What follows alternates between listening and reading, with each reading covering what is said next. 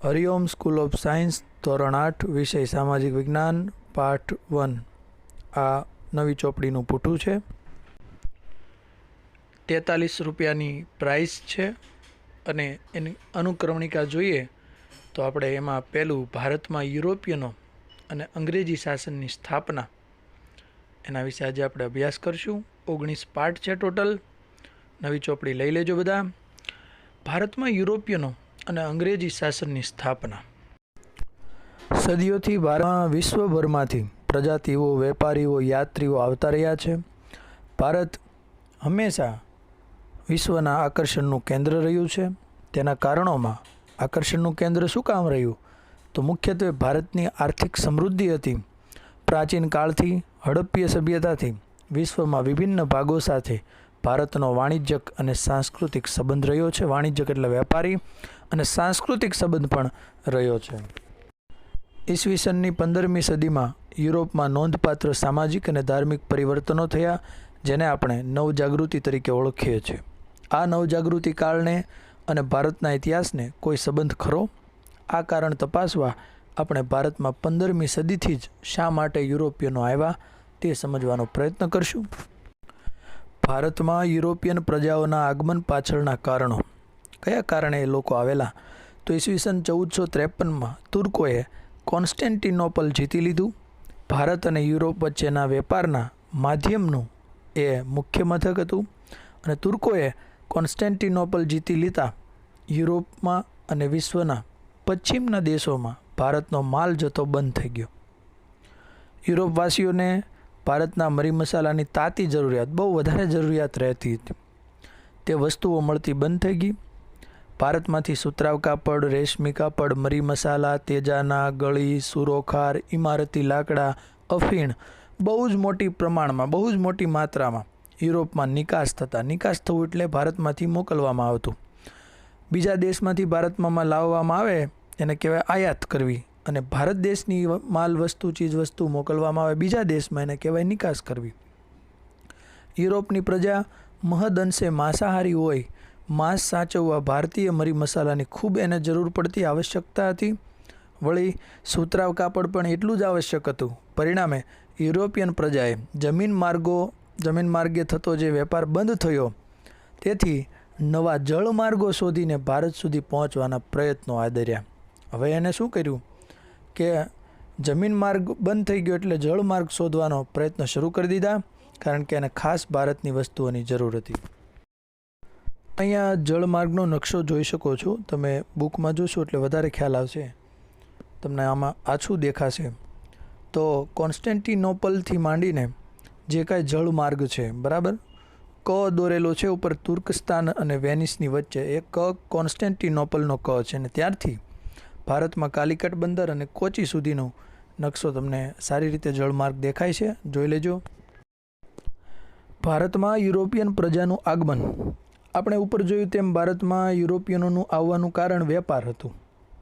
યુરોપના Portugal, Spain, Holland જેવા રાષ્ટ્રોએ, દેશોએ ભારત આવવાનો જળમાર્ગ શોધવા કમર કસી, એટલે ખૂબ મહેનત કરી।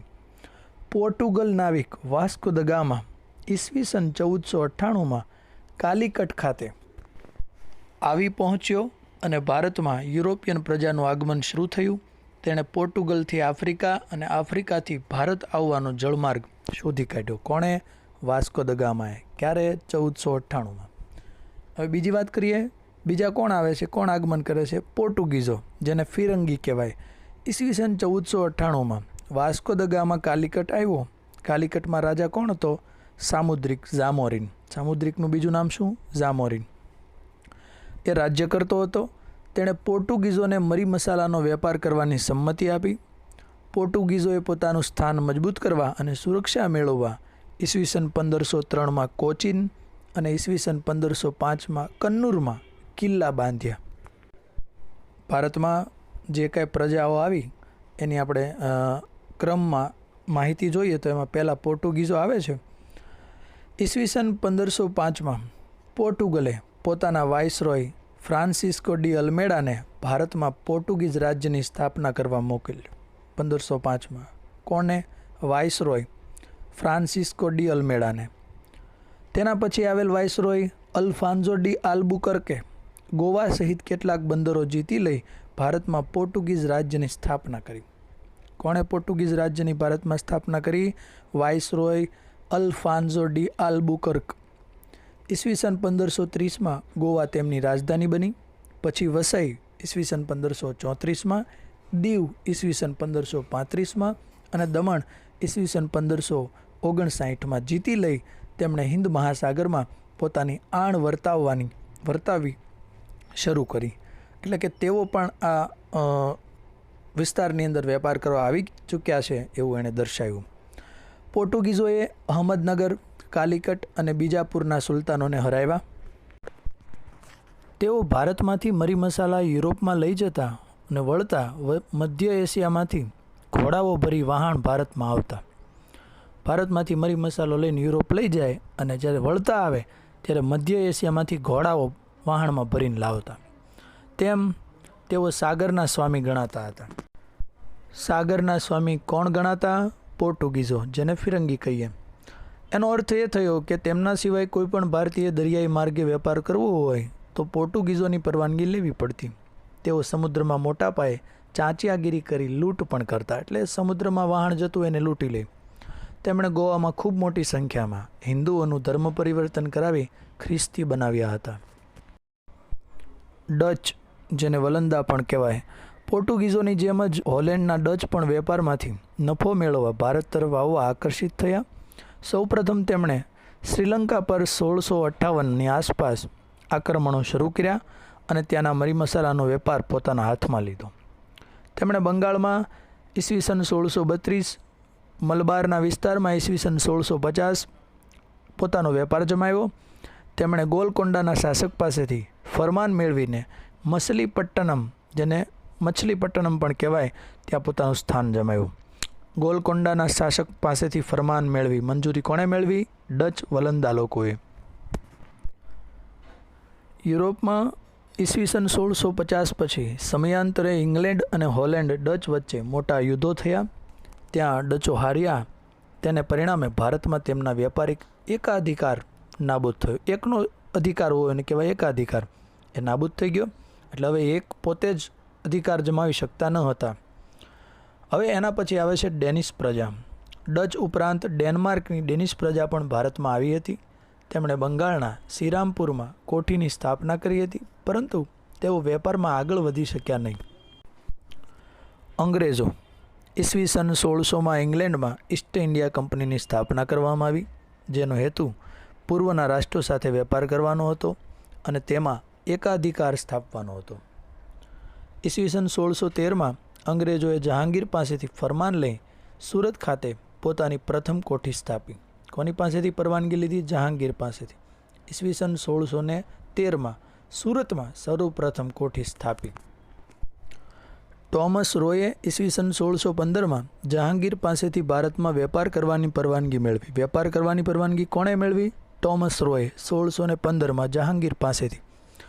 બાલાસોર ઈસવીસન 1633માં પણ તેમણે વેપારી કંપની શરૂ કરી અને ઈસવીસન 1651માં હુગલી નદીના કિનારે વેપારી કોઠીની સ્થાપના કરી. હુગલી નદી પશ્ચિમ બંગાળમાં, અને તેને ફેક્ટરી કહેવામાં આવતી હતી. ફેક્ટરીમાં ગોદામ હતું, જેમાં કંપનીના અધિકારીઓ બેસતા. નિકાસ કરવા માટેનો માલ સામાન અહીં રાખવામાં આવતો. એટલે જે યુરોપમાં મોકલવાનો હોય, એના દેશમાં મોકલવાનો હોય, એ માલ સામાન ગોદામમાં રાખવામાં આવતો.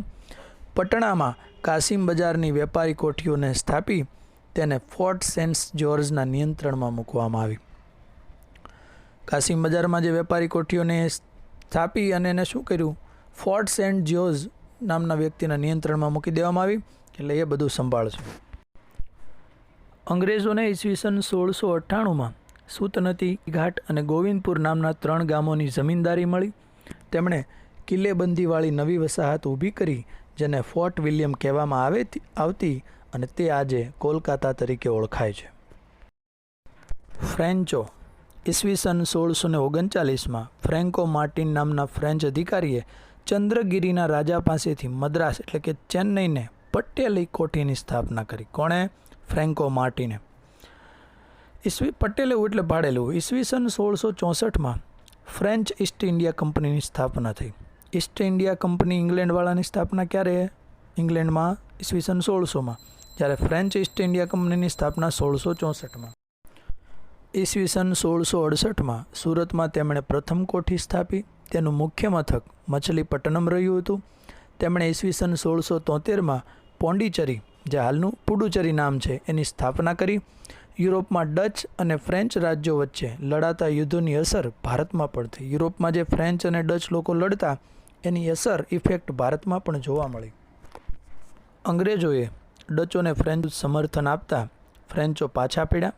તેમણે ઈસવીસન 1739માં કારીકલ પર અંકુશ સ્થાપી દક્ષિણમાં મોટા પાયે વેપારી પ્રવૃત્તિઓ શરૂ કરી દીધી.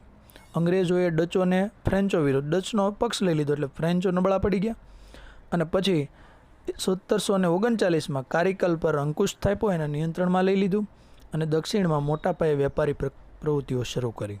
પરંતુ દક્ષિણમાં એકાધિકાર સ્થાપવાના મુદ્દે ફ્રેન્ચો અને અંગ્રેજો સાથે કર્ણાટક વિગ્રહો થયા.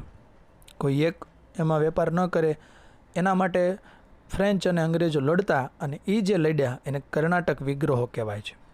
જેમાં તેમની હાર થતાં કોની? ફ્રેન્ચોની.